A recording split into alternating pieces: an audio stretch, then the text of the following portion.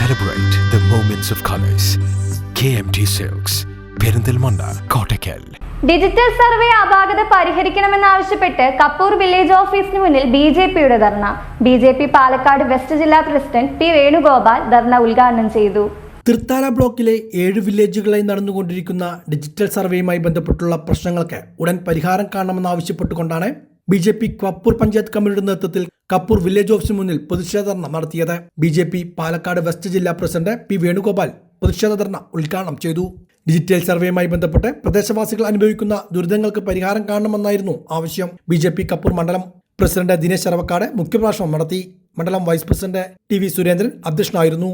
K Narayanankutty, K C Kunjan, Ratheesh Thanneerkode, P Radhakrishnan, V V Narayanan, Sandeep Panassery, Balachandran P, Sasi N V, Srinivasan P, T V Sudheer തുടങ്ങിയവർ പങ്കെടുത്ത് സംസാരിച്ചു.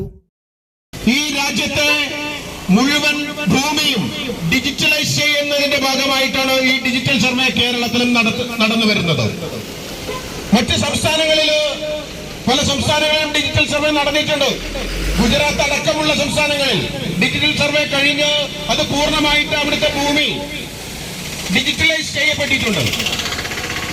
ഞങ്ങളെ സംബന്ധിച്ചിടത്തോളം, ഭാരതീയ ജനതാ പാർട്ടിയെ സംബന്ധിച്ചിടത്തോളം മൊബൈൽ വഴി നമ്മുടെ വിരൽ തുമ്പിൽ നമ്മുടെ ഭൂമിയുടെ വിവരങ്ങൾ കിട്ടുന്ന രീതിയിലേക്ക്, ഇവിടുത്തെ ആധുനിക സംവിധാനത്തിലേക്ക്, ഇവിടുത്തെ ഈ പേപ്പർ ലെസ് ആയിട്ടുള്ള ഒരു സമൂഹം ഉണ്ടാവണമെന്ന് ആഗ്രഹിക്കുന്ന ആളുകളാണ് ബിജെപിയുടെ ആളുകൾ.